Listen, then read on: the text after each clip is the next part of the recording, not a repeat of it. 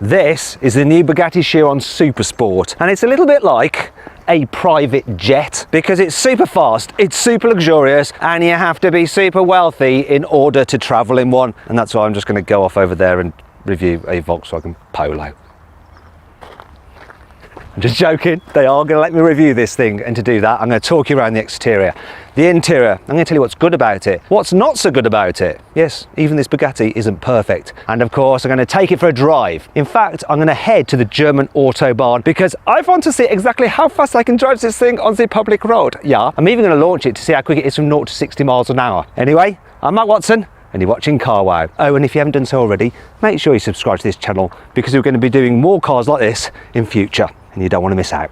Buying a new car? Then head to CarWow, and my team will help you find your next car at a fair price. CarWow, your one-stop car buying comparison site. Let's start off this review by talking about the design of the new Chiron Super Sport. So I don't know if you can tell already, it's slightly longer than the standard car for improved aerodynamics. For instance, it's allowed them to increase the tear-off area, which is the distance between this part of the car and this part of the car, by 44%, and the distance between these two parts affect the amount of drag. So this car has less drag than the standard Chiron. Also, it's got a bigger rear diffuser for more downforce, and because of that bigger rear diffuser, they've had to put the exhaust pipes vertically like that rather than horizontally. Let me just check something there. I've got my Rimac stick of truth here. Yes, that's all real. Yeah, it's all real. Anyway, let's move down the side of the car. So as with the normal Chiron, you have 21-inch alloys at the back as standard and 20s at the front, though the Super Sport has its own unique design of alloy wheel. You also get Chiron Super Sport here on the fuel filler cap, something you'll be seeing a lot of, no doubt, if you have this car. Another feature is this: the Super Sport gets these special air vents here. In fact, there's 9 holes here in the wing on each side, just like on the EB110 Super Sport. And let me just check those. Yes, yes, yes, look at all that. Yeah, vouched by the Rimac stick of truth yet again. Now here at the front you've got bigger air curtains as well, bigger air intakes, and a larger front splitter for more downforce here at the front as well. And as a result, it all looks a little bit meaner, especially in this black. Sort of looks like the Batmobile. Though if you don't fancy this colour, I've got another colour over there. What do you think of this orange and black colour scheme? Certainly stands out, doesn't it? And maybe that's what you want when you're paying €3 million plus taxes for a Chiron Super Sport. It's got matching interior, glass roofs, it's kind of cool. Though it does sort of look like a Japanese giant hornet, doesn't it? But then this car does have a sting in its tail. Ha ha ha ha ha ha. Now let's talk about the engine, and here it is. What I've got here is an 8-litre quad-turbo W16. It's absolutely massive, and it puts out 1600 horsepower depending on which version of the car you have. You want to see this bit here? This is the gearbox off the front, and it actually sends the power to the front axle where you've got a limited slip differential. It's a 7-speed dual clutch gearbox. It's also got obviously the power going from here to the rear, and once again you've got another electronically controlled limited slip differential there. Now I want to show you this, look. See this valve here? So that is for the turbos. So when you're at lower RPM, you only actually have one turbo on each bank operating, and that's to reduce turbo lag. And that's why you get maximum torque of 1600 Newton meters from just 2000 RPM. But when you rev the engine past 4000 RPM, this valve opens and all 4 turbos start blowing. And at 6700 RPM, this thing is sucking in 1,000 litres of air a second in order for combustion to take place. It's absolutely nuts. You have the same carbon ceramic brakes as on the standard Chiron. So you've got 420mm discs up front, 400 at the back. You've got 8 piston calipers and 4 pads at the front, and 6 piston calipers with 2 pads at the back. Should give some pretty good stopping power. But let's find out by doing a brake test. I'm going to do a full emergency stop from 60 miles an hour. See how long it takes this car to stop. So let's see. Braking now. Oh, full stompage. Right. So stopped in 33 metres. Do you want to see a car that can also do it in 33 metres? Click on the pop-out banner up there to go check out what car that is. When you're braking from higher speeds, then you also get some help from the air brake. So it'll deploy from 180 kilometers an hour. And when you are braking, the combined effect of the normal friction brakes and the air brake, from a speed of 380 kilometers an hour, you get 2 Gs of deceleration. Now let's talk about the car chassis. So it has a carbon fibre tub, which is so stiff. Its torsional rigidity is 50,000 Newton meters per degree. What that means is that you could bolt the back of the chassis onto the wall, get a metal bar, a very strong one, attach it to the front, so it's meet along the metal bar, and you could put down 50 tons worth of pressure on that bar, and the chassis would only twist by 1 degree. It's insane. As with the normal Chiron, this Super Sport has double wishbone suspension all round. However, they have tweaked the suspension ever so slightly. So while you have similar springs, the dampers have been retuned to cope with the car's slightly higher top speed. Welcome to the inside of the Bugatti Chiron Super Sport. Now, the only changes over the standard car really are Chiron Super Sport written there into the headrest and here on the knee pads as well. Other than that, it's just like a normal Chiron, if there is such a thing as a normal Chiron. And this is a really bespoke car, and it's so exquisite here on the inside. I like the actual trim on this one. So we've got leather here on the steering wheel, but then it's carbon fiber, and all the metal bits just feel super expensive. You've got your engine start button there, your launch control button there. I will be launching the car later on in the video, you betcha. Also, you've got the driving mode switch there. In front of you, you've got a big speedo, which goes all the way to 500 kilometers an hour.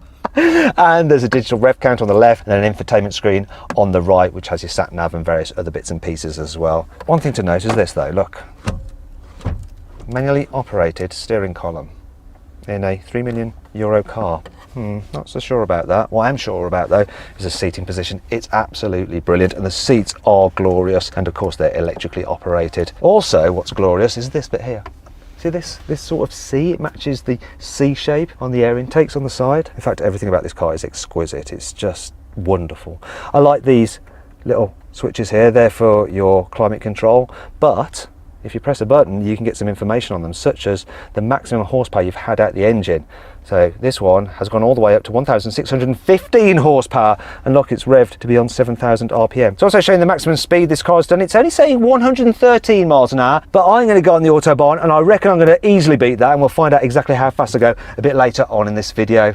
Other things to mention are the pedals are lovely, expensive aluminium feeling pedals, and while the carpets aren't deep like in a Rolls Royce, they do feel expensive. There is a bit of practicality in here. We've got some storage area here, decent sized door bin, and look, a glove box of mediocre capacity. But what about if you need to carry some proper luggage? Being a carwow video, we need to assess this car's practicality. It is important, you know. So this is the entirety of your luggage space. That. Now you can get bespoke Chiron luggage, look, with the blue to match your car if you want, which fits perfectly, but that's your lot. So if you want to go for a trip across a continent, you're probably going to have to get some of your staff to come along in a support car. That brings us to 5 annoying things about the Chiron. You can't go anywhere in this car without people taking photos of it. Yeah, it's okay, don't worry, you take your photos. Yes, or the attention does get a little bit tiresome after a while, darling.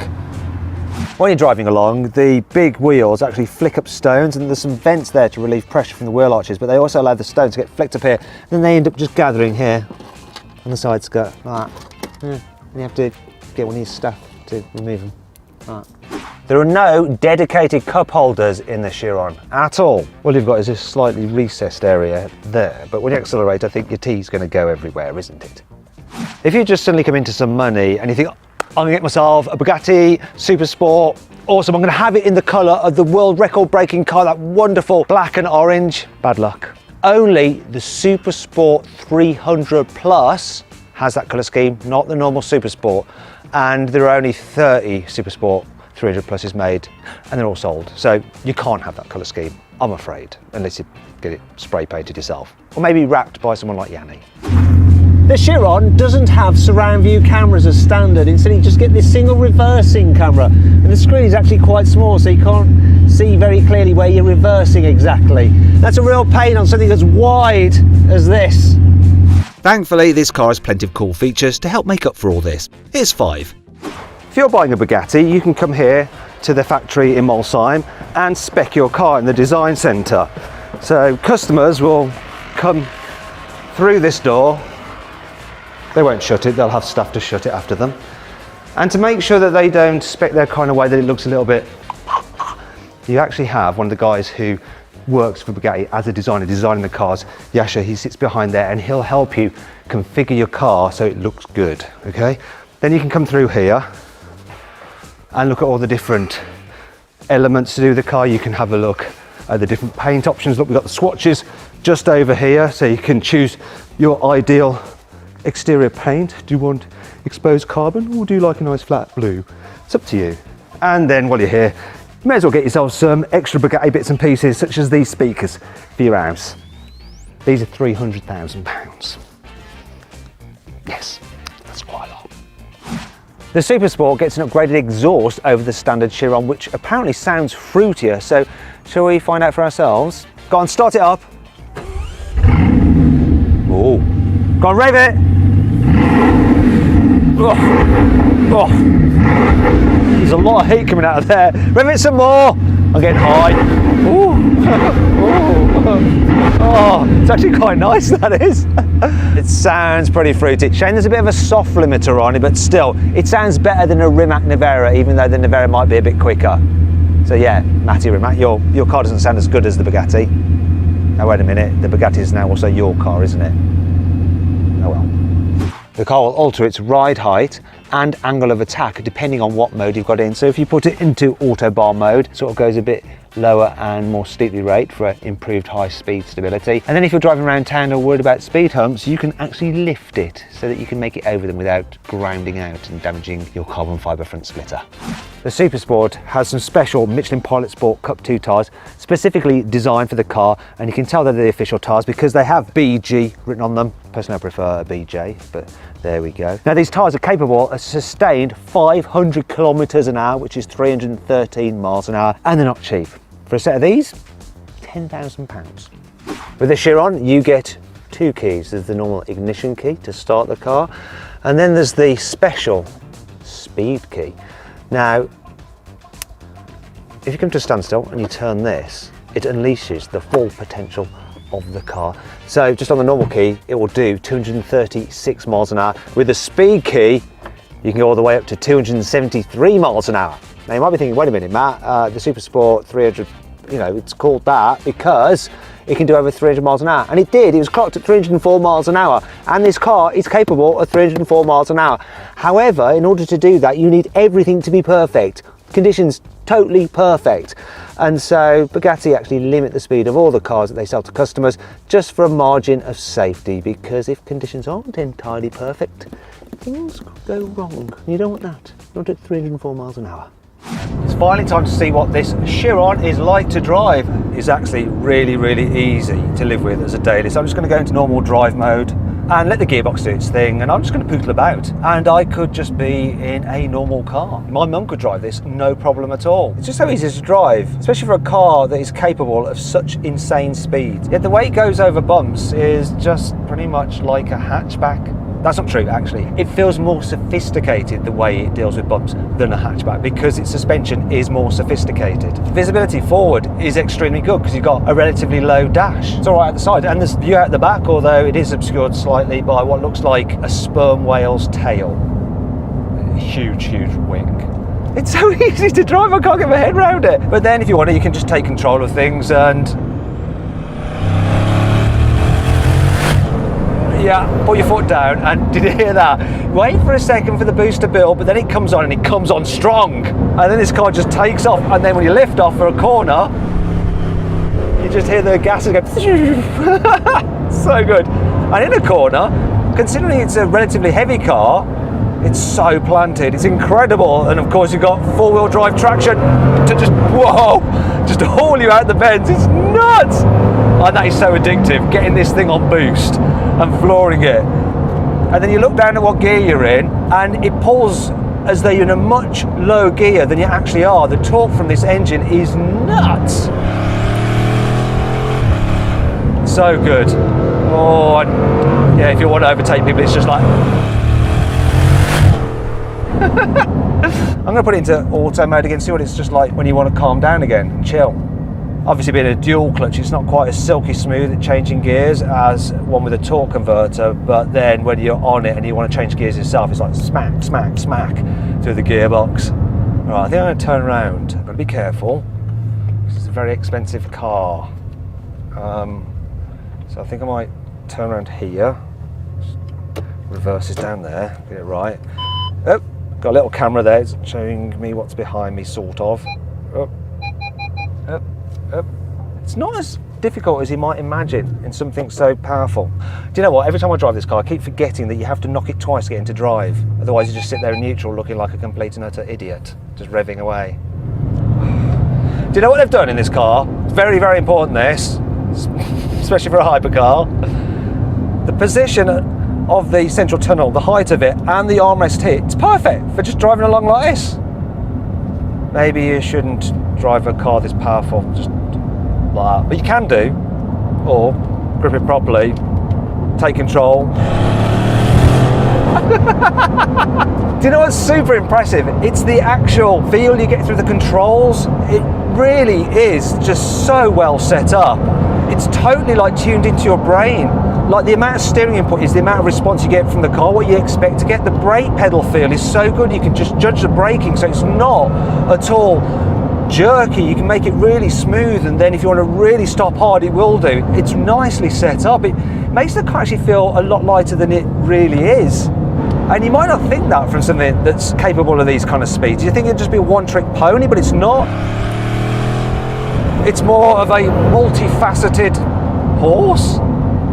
That's a weird analogy that no one's ever used before and will probably never be used again. It makes a noise like a horse, isn't it? Sorry about that. Do you know what, though? This thing is about top speed, isn't it? I need to go somewhere where I can open this thing up, so I think it's time to head to Germany and the Autobahn. Before we head on to the Autobahn, it makes sense for me to fill this thing up to the brim with petrol, because when you're maxing it out, it just drinks fuel at an alarming rate. So here we go. Oi, no! Don't put 95 in my car.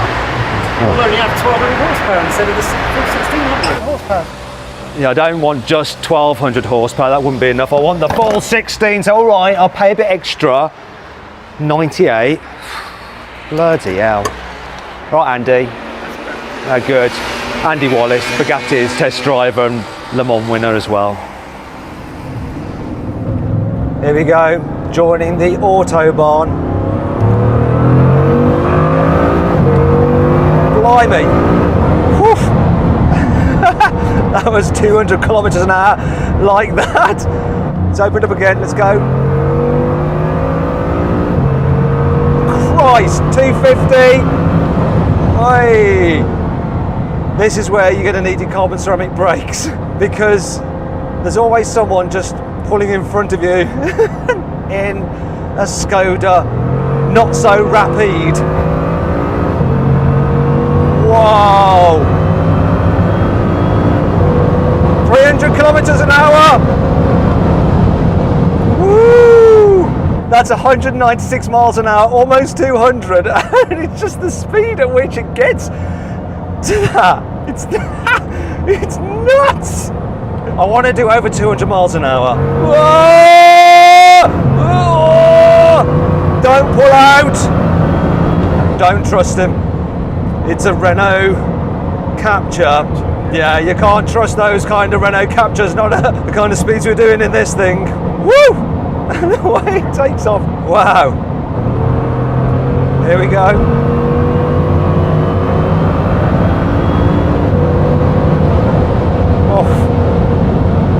It just gets to 300 kilometers an hour so effortlessly. It's nuts.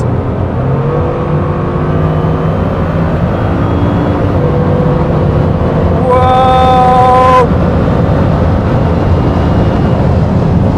Whoa, that was a lot of speed there.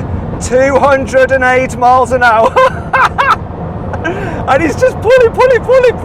If you come out on the Autobahn late at night, there's no one around, this thing will just smash up to its 273 mile an hour top speed. I can guarantee you that. Oh, it's so good. Gets through its petrol pretty quickly when you're doing that though. You can actually see the gauge move. You know what, while I'm cruising along, I'm going to give you a bit of useful consumer advice about this car. So I have noticed that when you're just cruising along at 150 kilometers an hour, you get a slight whine from the engine, ever so slightly. It's not too bad, but you do notice it, and you could find it a bit irritating maybe. However, when you're going over that speed, you don't notice it because you're too busy focusing on what's going on. so it doesn't really matter. Anyway, let's get on.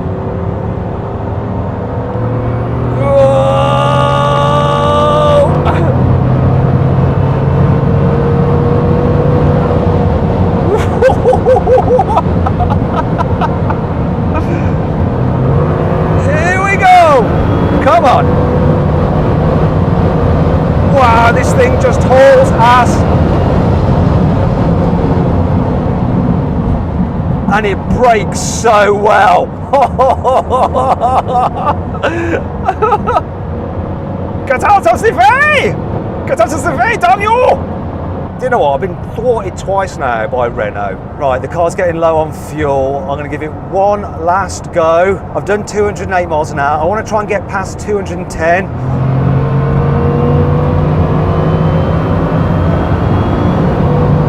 There's another opportunity. Woo! That was some serious speed there. What did I do? So I just managed to do 212 miles an hour. I wanted to get over 200, then I did 208, and I wanted to get over 210, and I did it 212 miles an hour in the Chiron Supersport. I can relax now. Oh, no, there is one last thing to do, obviously. Bugatti says the Chiron Supersport will do 0 to 60 miles an hour in 2.4 seconds, but I don't believe them. I don't at all, so I think it's only fair that I test it for myself. So I'm going to do that with my specialist timing gear up here. So, left foot on the brake, very hard, press launch control, floor the throttle. Little boost. Off we go. Bit of tyre spin there. Bugatti, they're a right bunch of liars. Can't trust them at all. Look, it does 0 to 60 in 2.3 seconds. Terrible. That was nuts! That was utterly nuts! I can't believe it does it, how it all just works together, the gearbox, the engine, everything, and then it goes and does that. The poor tyres though, I do feel sorry for the tyres, but they did their job.